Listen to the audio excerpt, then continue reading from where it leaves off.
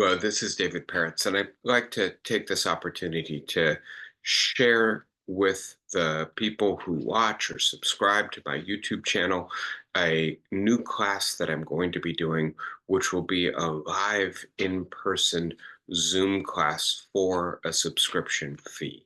The class will meet the last two Tuesdays in July and then all four Tuesdays in August in the early afternoon East Coast time. There'll be a link in the comment section to this video that'll take you to the Minerva Lifelong Learning website where the course will be hosted that will give you all of the details.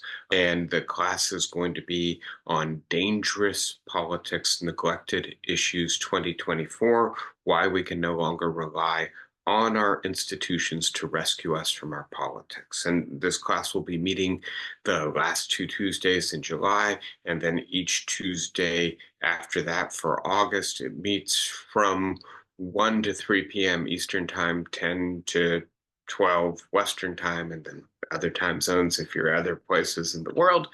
And I want to suggest that this is probably the most ambitious class of this kind that I've put together. I put this together in the middle of a presidential election, in the aftermath of one of the two candidates having survived an assassination attempt, the other candidate being apparently quite diminished in the way in which he performed in the first debate.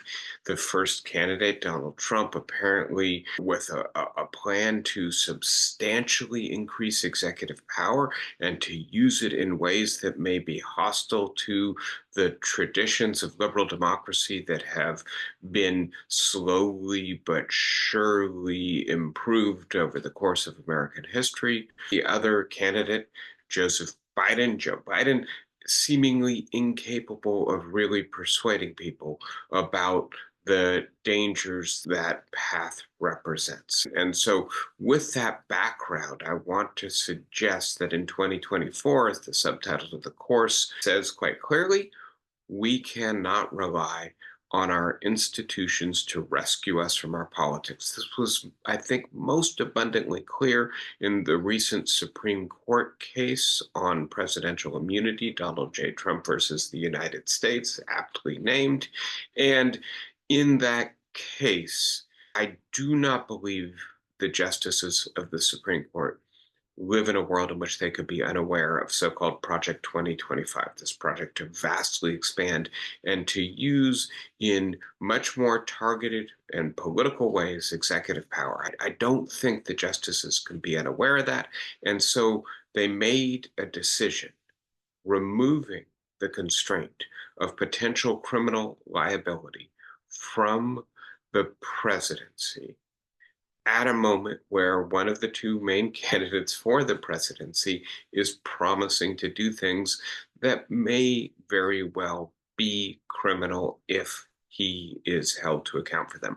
That's just an example. I think our media, I think our parties, I think our Constitution, I think our system of checks and balances, I think our political culture and the norms it sustains, all of them are in a state of accelerating decay. And so they won't protect us. And so what makes this class so ambitious is I want to bring together three questions I've kind of asked independently in different classes like this over the last 10 years. And so one of those questions is, how did our politics become so deranged? A second question is, what are the most urgent policy issues we face, and what policy alternatives are available for addressing those issues? The third question is it possible to improve the practice of democracy in the United States in the 21st century? And I've treated each of those questions separately in different classes. In this class, I want to bring them all together. And I want to do so by suggesting that part of the reason that our politics are so deranged over the last decade is because we have failed to address policy issues that we actually have good approaches for the last 50 years, and that until we improve our democracy, we won't be able to implement policies that would actually restore our politics to sanity. So, as you can see, in a sense, I'm suggesting these three questions are really woven together in ways that make it very artificial to separate them, and at the same time, very challenging to address them. And so I'll start this class by talking about the core issue, why our institutions won't rescue us from our politics if we continue to move in the direction of violence, autocracy, authoritarianism in the 2020s. I think that is the direction we will move in. And so can we, the people of the United States, redirect our politics without institutional guardrails to keep us on a safe path? I'll then transition to a number of policy issues. I want to start with economics, and the suggestion here is that we have moved from a society in which most people were secure and had the prospects for prosperity. They thought it was within reach, not for them, maybe for their children. We've moved from that society into a society in which more and more of us are precarious, and in which the idea of prosperity is a receding fantasy. How did that happen? What can we do about it? How can we restore greater equality? How is the drift into greater inequality feeding the grievance, the anger, the mistrust, the anti-institutionalism, the populism of our politics? That's the second lecture. As you can tell, these are ambitious topics. The third lecture will focus on sex and gender, abortion, but also on the Supreme Court and on the effort to reimpose traditional values via legal coercion in the 21st century. And so this is sometimes called Christian nationalism as well. And so I want to ask how we moved from a society that was gradually transitioning in the direction of being less traditional about religion, sex, gender, into a society where we are just completely polarized around these issues, and we seem to have more and more people wanting to use state power to reimpose traditional values, and whether or not we could put ourselves back into a society that seems to offer valuable roles to all of its members without completely constraining them, boxing them in with tradition.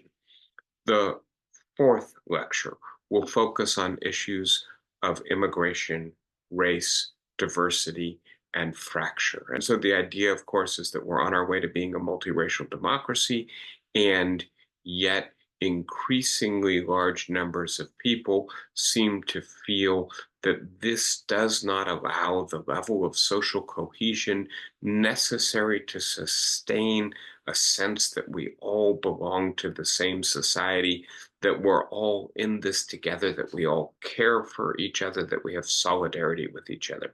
And again, there's a historical question. Why have we become so much more diverse, and why has that diversity become so much more relevant to our politics? How is it fracturing us? And then a policy question. What could we do to establish relations of equality among all of these groups, relations of mutual respect to sustain democracy and justice for a multiracial democracy? Fifth week, final substantive policy issue focuses on the fact that many of the forces that seem to be most worrisome, most dangerous in the middle of the 21st century are not domestic but global forces. I've been focusing on the United States so far. It's where I live. It's the country whose politics I care most about. But having said that, I have to recognize whether it's wars in Ukraine or Gaza, or global climate change, or global pandemics, or the loss of biodiversity. We could keep going. Many of the most important challenges that the world, and therefore the United States, which exists in the world, faces in the 21st century, can only be solved through global collaboration and cooperation.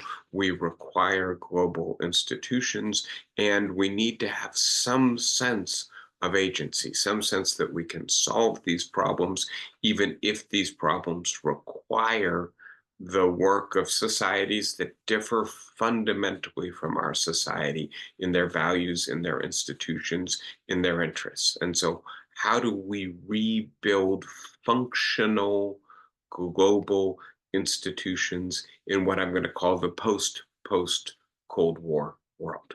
So, having said all of that, the final lecture will be how can we make democracy work better in the 21st century? Because coming back to the central theme of this course, we have failed to address some of the most pressing policy issues we face. Because we have failed, more and more of our fellows are increasingly turning against the project of sustaining and slowly improving liberal democracy, and instead flirting with more autocratic, more populist, less liberal alternatives.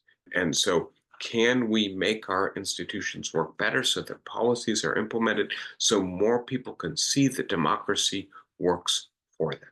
I know that's an awful lot. I'm getting tired just talking about it, but I promise you, we will have 12 hours together. There will be plenty of opportunity for discussion, and I will do everything in my power to really try to generate some traction on these incredibly difficult but incredibly important problems. So that's the ambitious outline for the course. Like I say, Tuesdays, early afternoon, East Coast time, morning, West Coast time.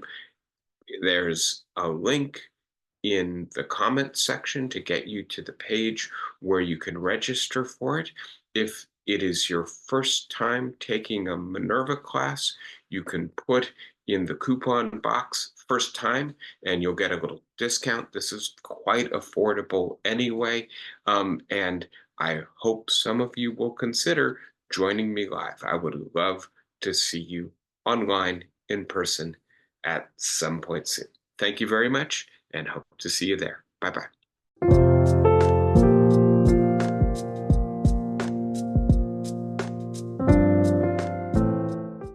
AI is everywhere, and in many respects it has been. If you use Google, if you use Amazon, if you use electronic banking or GPS or smartphones for a decade, but now we're starting to use it directly, right? And so, Sophia, you're using it to spell check your copy, and your colleagues are using it to write their first drafts of their medical reports.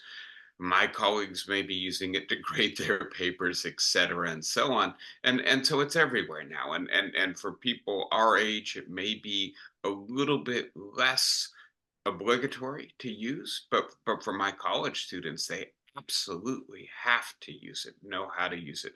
And so it worries me, given how inept we've been at regulating new technological developments. There's a new report from the American Surgeon General indicating that there's a mental health crisis, especially for girls and young women, that is directly related to social media use, that social media in many ways is akin to tobacco in terms of its addictive nature and its potential side effects, and yet we don't regulate it at all. It worries me with AI, a technology that literally could take control of I so. find your slide very interesting, Go and ahead. I do agree that AI we may not have lost control of AI, but I do feel that we can't compete with it. However, we can use it with our lives, and it has made my life so much easier just in proofreading and in suggesting edits to what we write. It's an interesting question, right? Because did humans ever really try to get control of AI? A lot of the questions they're going to be asking today are, did it happen or did we just admit it, right? So I think this is the year that AI exploded as a development thing and a business thing online. And regular people started to understand what AI meant, and not just the ones like me who had been watching science fiction since they were 10 years old and have been dreading this moment their entire lives. So I don't know if we ever had control of it, to be honest. But yes, this is the year in which we started treating AI the same way we treated most other developments online, which is to say, without any sense of what we're doing, without any plan, without any understanding of what's going on. You know, as you know, we went into the era of Google and the rest of them by giving them total legal immunity from everything. And as a result of that, we are suffering the consequences right now. And the question about AI is, you know, is it a toy? Is it amazing? Is it cute? Is it going to be like Google Glass and go away in a year? I don't think so, but we haven't, as certainly our society, I'm not sure what's happening in other countries, but in the United States, there isn't so far any real coherent attempt to figure out how we're going to control this and to declare it a public utility. That's the most important thing that has to happen. In my mind, one of the greatest mistakes we made as a society was deciding that the internet was not a public utility. I want to start by noting that I think this is something I gather many people have been eager to talk about for a while now. And I've put off talking about it in part because it seemed to me spending some extended time talking about the Supreme Court was important. If you remember at the conclusion of that Supreme Court series, I asked if we were maybe paying too much attention to the wrong coup, that the slow motion coup that was occurring within the bounds of legality that was being brought about primarily by the Supreme Court in concert with the Republican Party in ways that may make it possible for the Republican Party to stably translate minority support from voters into majority power in federal or national government.